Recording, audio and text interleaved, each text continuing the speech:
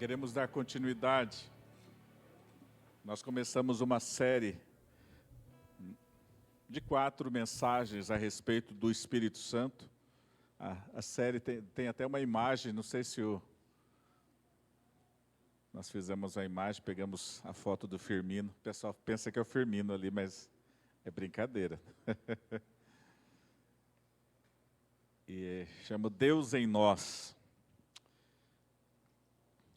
A pessoa do Espírito Santo e a sua obra na igreja, a sua obra na nossa vida. E eu entendo que semana passada nós falamos alguma coisa a esse respeito sobre o Espírito Santo, a promessa que Jesus havia dito que lá em João enviaria o Consolador e todas as implicações de termos um Consolador, o que significava isso, nós falamos na semana passada, que ele é esse Espírito da verdade, esse Espírito que ensina todas as coisas.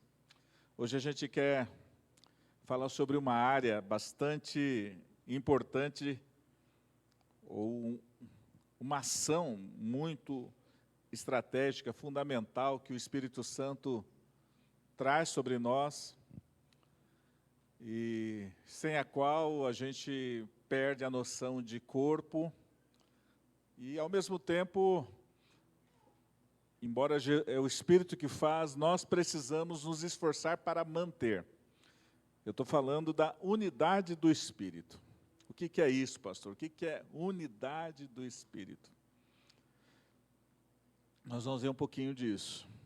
O importante é que, quando nós vamos usar o livro de Efésios, e o livro de Efésios é um livro que fala muito sobre a igreja, é um dos livros deliciosos para você ler. Eu já li mais vezes, talvez, do que qualquer outro livro da Bíblia, o livro de Efésios. Então, eu já li muitas vezes a Bíblia, mas o livro de Efésios eu gosto de... É rapidinho você ler, mas ele é muito poderoso. E Paulo tem esse hábito de escrever sempre com um aporte doutrinário na primeira parte do livro, e depois, na segunda parte do livro, ele fala sobre como viver isso. A parte prática, teoria e prática. E nós vamos ver nessa questão do capítulo 4, em especial, como praticar e viver a vida de igreja, nesse quesito também da unidade da fé, da unidade, como podemos nos manter unidos diante de tantas dificuldades, diversidades. Então, e Paulo, quando ele escreve a carta aos Efésios, ele está revelando um mistério. Que mistério é esse? Que a igreja de Jesus, a igreja, o corpo de Cristo, seria formado por judeus e gentios. Pessoas que são judias, né? O povo judeu e aqueles que não eram judeus, os não judeus. O corpo de Cristo não era exclusivo de uma nação.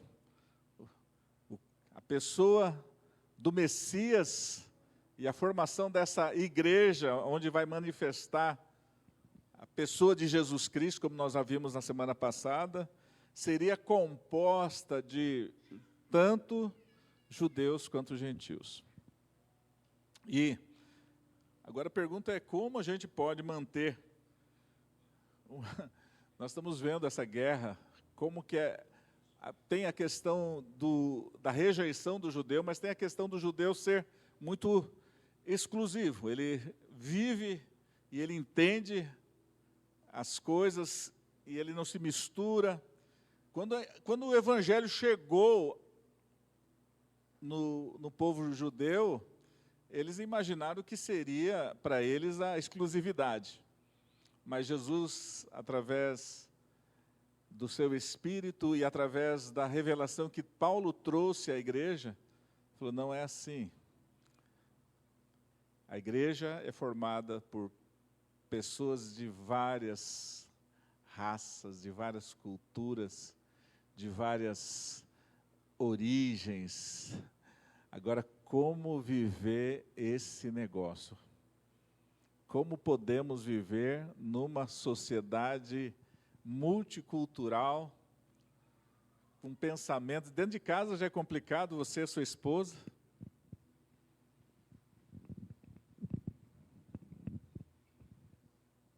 Já é complicado você e a cultura da sua família, questão de sogro, sogra, principalmente cunhado, não é fácil. Brincadeira, gente. Mas tio, tia, depois vai expandindo por como que a gente consegue se relacionar numa sociedade tão diversa, de tantas, e hoje ainda mais. Por isso que essa questão da unidade, a unidade do Espírito, ela é fundamental.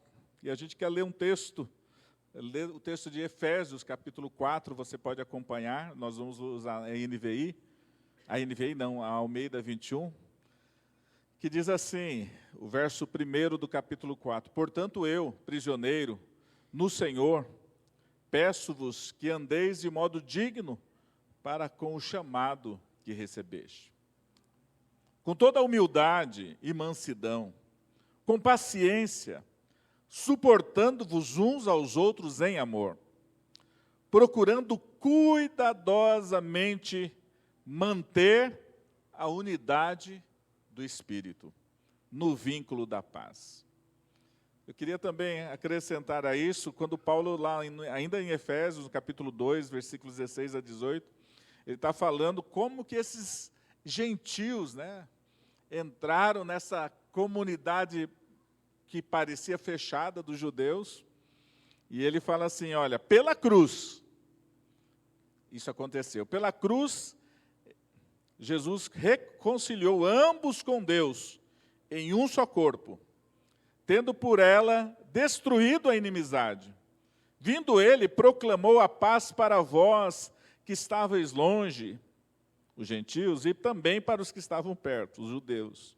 Pois por meio de ambos temos acesso ao Pai no mesmo Espírito.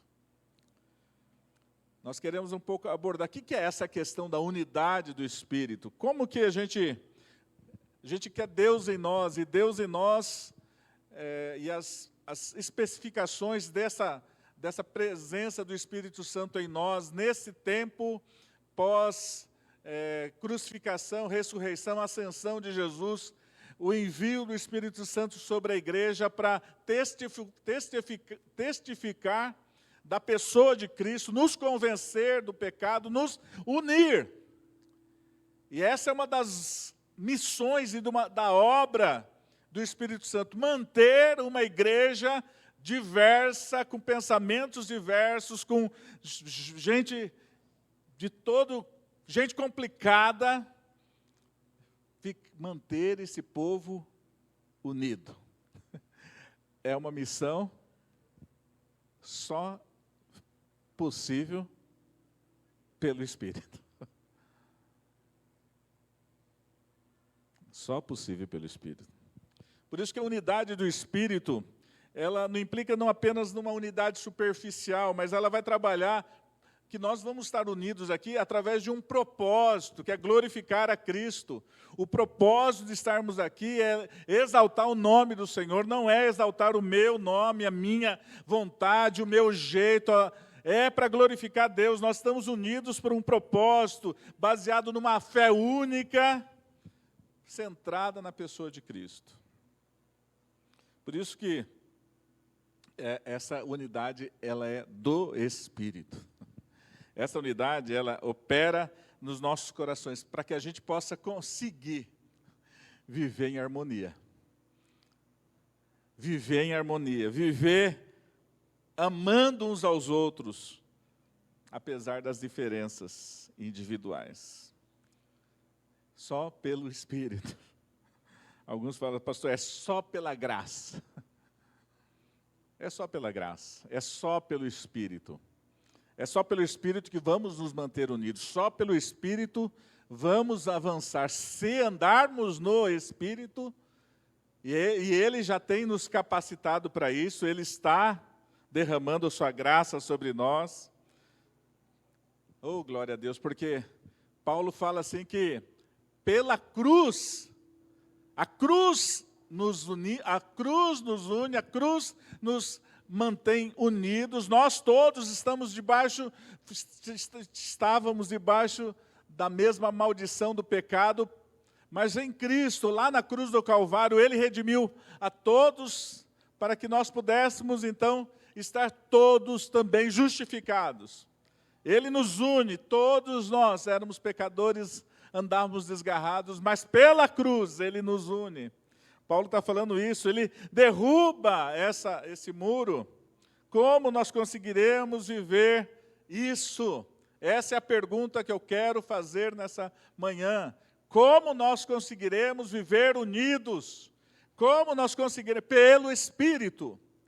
Nós só conseguiremos andar juntos se for pelo Espírito. Quero deixar bem, Romanos 8, 9 diz assim: vós, porém, não estáis sob o domínio da carne, mas do Espírito. E aí ele faz se é que o Espírito de Deus habita em vocês. Porque se o Espírito de Deus não habita em vocês, ele já diz, vocês não pertencem a Cristo. Então a marca da desunião, a marca da cisão, a marca dessas questões, elas revelam a origem de Deus, se estamos ou não nele. Se é que o Espírito de Deus habita em vós. E se a palavra é se é que o Espírito de Deus habita em vós, é possível que não esteja habitando em nós. Portanto, eu quero colocar para vocês um ponto muito importante. Quem vai gerar isso, como eu já destaquei, quem vai gerar a unidade é o Espírito Santo, e ele vai nos habilitar a viver em unidade. Ele é quem vai nos habilitar a viver em unidade. A gente vai experimentar a unidade, a gente vai experimentar dificuldades, lutas, e se não nos submetermos ao Espírito, se nós não experimentarmos e deixarmos Ele dominar as nossas ações, nós não vamos conseguir. Portanto, é imprescindível que o Espírito Santo esteja operando em nós. Ele vai operar uma unidade verdadeira. Isso pode ser aplicado aqui, pode ser aplicado na sua família, na sua casa.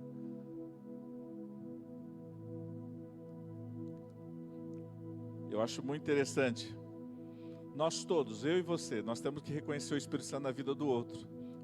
Na nossa vida e na vida do outro. E olhamos um para o outro e falamos assim, e aí, como é que está aí? O Espírito que habita em você também habita em mim. Algumas pessoas, eu tenho enfatizado sobre isso, têm dificuldade, ele fala assim, eu sou o templo do Espírito Santo. E eu vou falar para você, não, você não é templo do Espírito Santo. Eu. Esse tempo tem que ser colocado no plural, nós. O Espírito Santo, ele não habita numa pessoa, ele habita num povo. E você só pode ser templo do Espírito quando você está em comunhão uns com os outros. Alguns falam assim, pastor, né?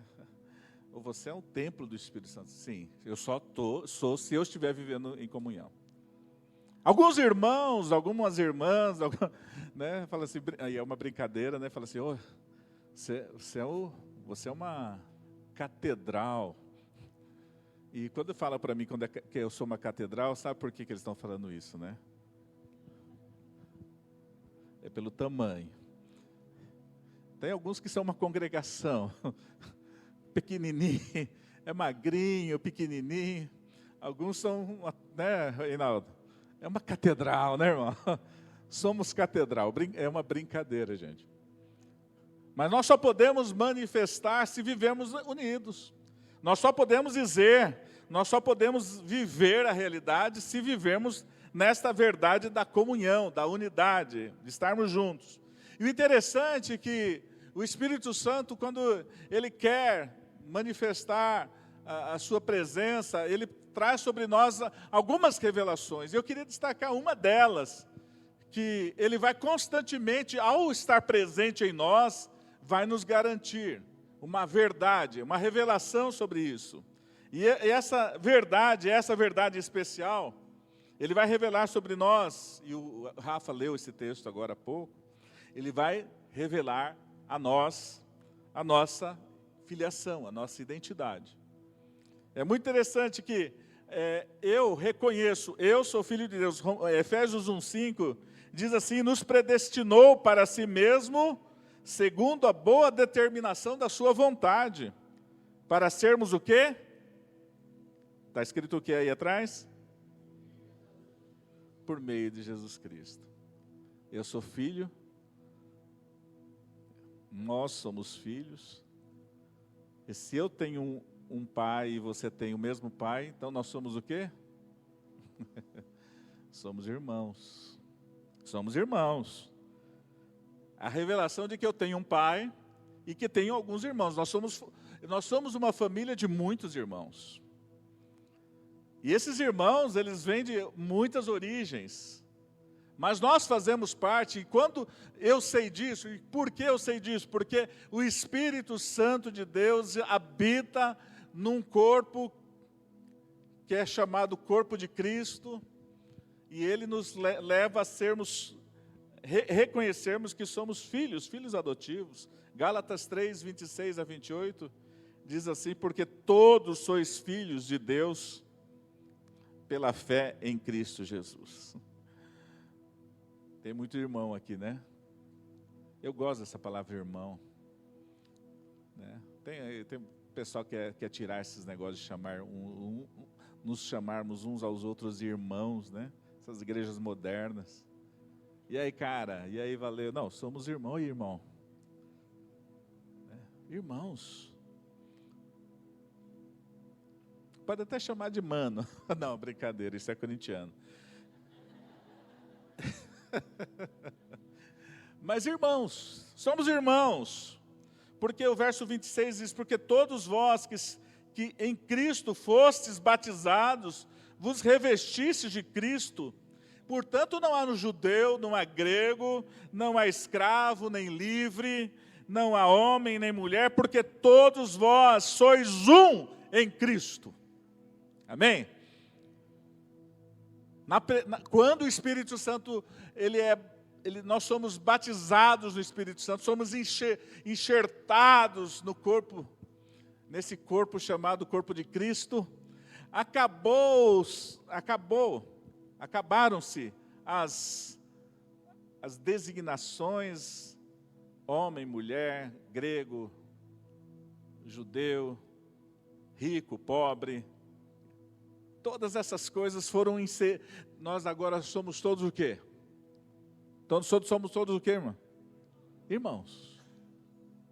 E não tem irmão de categoria A, irmão de categoria B, irmão de categoria C, todos somos um. E o mesmo Espírito que está em nós, está em mim, está em você. Romanos 8, 14 a 16 diz assim: porque todos os que são guiados pelo Espírito de Deus, esses são filhos de Deus. E essa revelação, ela se dá na medida que eu sei quem habita em mim. A revelação da minha identidade como filho, que faz parte de uma família de muitos irmãos, ela se dá cada vez quando eu me conscientizo de que o Deus Trino habita pelo Espírito Santo em mim, em você, e nós somos essa comunidade do Rei, essa comunidade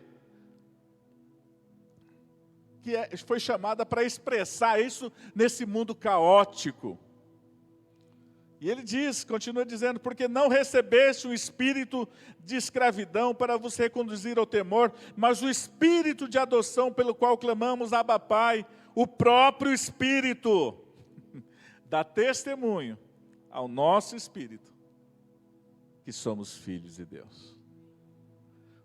Então, quando a gente sabe a unidade do Espírito, ela vai nos reconciliando uns com os outros como irmãos, vai trazendo nós a consciência de que fazemos parte dessa família. Eu acho isso demais. Eu acho isso lindo demais. Nós somos um milagre. Estarmos juntos de tantas matizes, de tantas formas diferentes, somos muito. A pergunta que eu quero fazer nessa manhã é como manter isso? Porque o Paulo está dizendo no texto, ele está dizendo assim, procurando no verso 3, cuidadosamente manter a unidade do Espírito no vínculo da paz. Procurando, em alguns textos diz diligentemente, esforçando-se muito, gastando uma tremenda energia e foco, precisamos nos concentrar em manter a unidade do Espírito. Paulo está falando isso. Se liga, meu irmão, você tem que cultivar, você tem que trabalhar com zelo a questão da comunhão. Efésios diz isso. E como a gente vai fazer isso? Em verso 2 ele vai dizer, com toda a humildade e mansidão, com paciência, suportando-vos uns aos outros em amor. E o interessante nesse texto é que Paulo está falando que para manter a unidade do Espírito, eu preciso do fruto do Espírito. O fruto do Espírito é fundamental para isso. Ele está dizendo, com toda a humildade e mansidão, com paciência, porque seremos provados nesses quesitos, humildade, mansidão e paciência. Quando for para haver um rompimento, uma briga, uma discussão, seremos provados nesses pontos, humildade, mansidão e paciência. Porque se passarmos por esse teste, usando o fruto do Espírito, que se manifesta através da humildade, da mansidão e da paciência, nós vamos conseguir suportar uns aos outros. Por isso, essa questão de ser modesto na opinião sobre nós mesmos. Tem muita gente que... Eu tenho dificuldade, a gente fala assim, eu sei que a gente tem que trabalhar a nossa estima para a gente não ficar muito se sentindo inferiorizado, mas eu quero dizer que tem muita gente que se sente última bolacha do pacote. Né? Eu sou a última bolacha do pacote. Né? Meu marido tem sorte de eu ter casado com ele. Eu sou a melhor. E eu acho bonito, às vezes. Mas isso muitas vezes extrapola. E as pessoas então acabam sendo arrogantes, tentando vender a sua imagem. Tem cursos, como se vender, como mostrar as suas grandes habilidades. E a gente só sabe que só estamos aqui de verdade pela graça de Deus. Por isso é muito importante que você e eu pensemos sobre isso hoje. Eu acho interessante o que João Crisóstomo falou. Nada se presta tanto para dividir a igreja do que o amor pelo poder.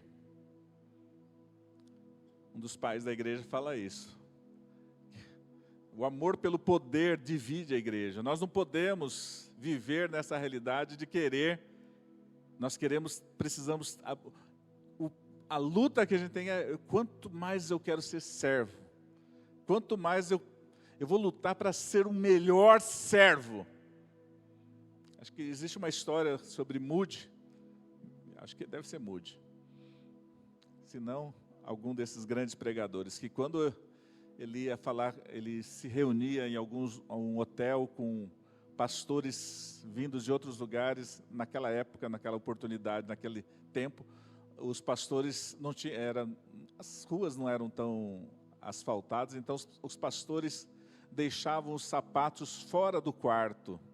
E aí ele olhava e via os sapatos todos sujos dos pastores que vinham ouvir a pregação dele, ouvir as conferências dele.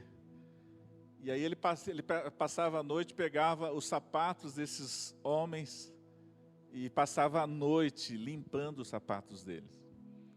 o grande pregador Moody passava a noite limpando os sapatos dos pastores que foram ouvir ele pregar. É mais ou menos isso que eu estou querendo dizer, gente. Não sei se vocês estão me entendendo. A gente tem que lutar para quem vai servir melhor. Estão comigo aí? Tá todo mundo comigo? É muito interessante que, além dessa modesta opinião sobre nós mesmos, não ficar também se denegrindo, mas também não ficar se exaltando. Quem tem que ser exaltado aqui no seu ministério, em qualquer lugar, é Jesus Cristo, nosso Senhor e Salvador. E o segundo ponto que eu acho interessante desse texto é com toda a mansidão, ou na NVI, dóceis. Crentes dóceis. Crentes dóceis. Né? É aquele crente que você pode passar a mão, ele não vai morder você. Não é um pincher, né? Tem muito crente pincher, gente. É muito estressado, né? Eu quero ter um pincher, gente. Eu não sei porquê. Diz que ele é nervoso, tudo, mas ele é pequenininho. Diz que gosta muito do dono. Mas eu falo assim, você tenta passar a mão num pincher. Tem alguns irmãos aqui, gente, que é só graça.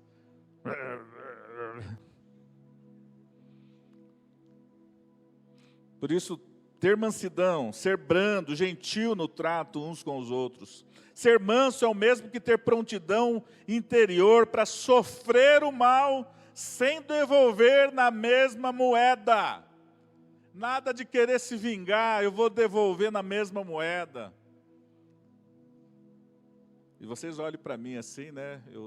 Eu brinco com vocês, mas eu falo para Amanda lá em casa, já falei isso. Eu sou vingativo.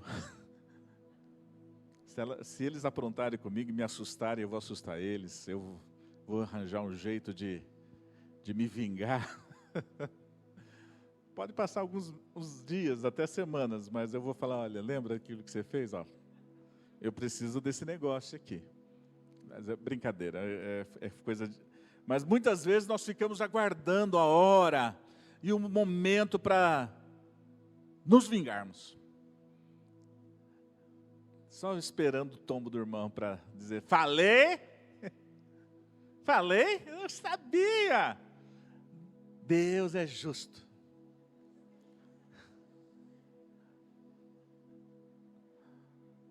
Ser manso.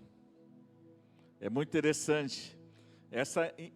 O inverso de mansidão é irritação, enfurecimento. Ser manso é ter consideração por outra pessoa e ser cortês com ela, mesmo que ela tenha te ferido. E por último, não é por último não, mas está terminando. Manter o domínio próprio diante da imaturidade do outro. Eu fico imaginando como a gente pode manter a igreja, a unidade, se a gente não conseguir ter o domínio próprio diante dos erros e das falhas e dos pecados dos nossos irmãos. Como que a gente pode suportar as fraquezas dos outros? Não precisamos ter pressa para provar que a gente está certo. Eu aprendi isso a duras penas. Tinha uma época que as pessoas falavam, pastor, tal pessoa falou isso de você, tal pessoa falou isso de você, tal pessoa falou isso de você. E eu falava, não é isso não, não é isso não. Eu ficava enfurecido, chegava em casa e falava, amor, você não acredita, ficaram falando isso de mim. Até um dia que Deus falou assim, não se defenda, deixa, Deus vai cuidar de você. E sabe o que aconteceu? Vivi um tempo de paz. Pastor, e eu acredito no que você quiser, eu estou em paz. Mas a gente fica tentando se defender. Por isso que esse domínio próprio diante da imaturidade dos outros. E por último, suportando uns aos outros em amor. Suportar não é só ter paciência, com a possibilidade ou impossibilidade de transformar o comportamento do outro. É você levar a carga um do outro, é você compartilhar esperança, dar suporte a ele nesse sentido. Como que eu posso fazer isso diante da a presença do Espírito Santo? Deus em nós nos capacita para isso. Alguém pode falar, eu não dou conta desse negócio não. Você não. Mas existe um Deus que habita dentro de você. E esse Deus que habita dentro de você dá conta de tudo isso. Se você andar na carne, da carne você vai desfrutar, vai comer daquilo que... Mas se no Espírito nós andarmos, no Espírito nós vamos comer, nós vamos beber. Por isso, diante essa palavra já introduz a nossa ceia. E eu queria que você ficasse de pé.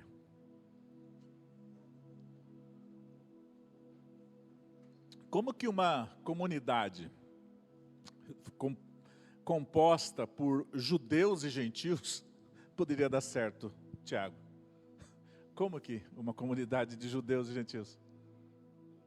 Não dá. Um não comia carne de porco, nem bebia sangue de animais com sangue. Aí chegava o gentio, churrascada, panceta, carne sangrando. Como cultura, loucura. Deus falou assim, eu vou unir vocês dois. Alguém poderia falar, Deus, o senhor ficou louco. Não vai dar certo. Eu vou colocar o meu espírito no meio de vocês. E vocês vão conseguir viver. Vocês vão conseguir perdoar, vocês vão conseguir suportar, vocês vão conseguir carregar os fardos uns dos outros, vocês vão conseguir ter humildade, não vão se querer ser cada um melhor que o outro. Nós precisamos entender isso. Nós não seremos unidos. Essa igreja não pode ser unida por amizade, por trabalho, ministério, por classe social. Porque tem gente que... panelinhas, né? Não pode. Nós não podemos basear, nós podemos ter. Tem um monte de gente que é palmeirense aqui. Não é verdade? É verdade ou não, irmão?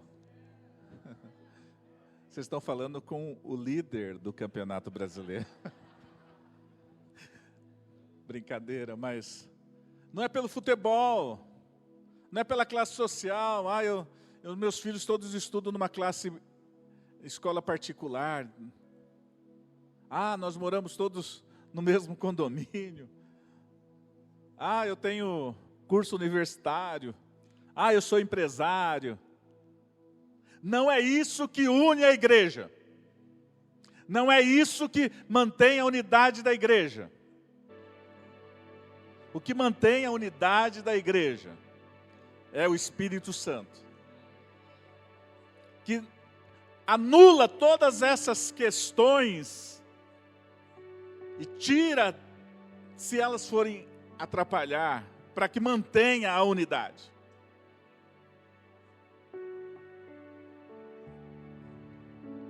Quando nós fomos batizados no Espírito Santo, Ele veio habitar em nós. Nós somos batizados, ao mesmo tempo que Ele habita em nós, o Espírito Santo também, Jesus pegou e nos inseriu no corpo. Hoje somos um edifício, como Pedro fala, pedras vivas, edificados como templo. E esse templo é formado por pessoas como você e eu, todos formando dentro da realidade espiritual o corpo para qual Deus quer se manifestar. Nós vivemos um tempo de tantos preconceitos, tantas questões raciais, tantas questões que a cada dia piora mais. Mas nós precisamos ser a marca. Diante de toda essa loucura, as pessoas precisam olhar para nós, igreja, e ver coisas diferentes.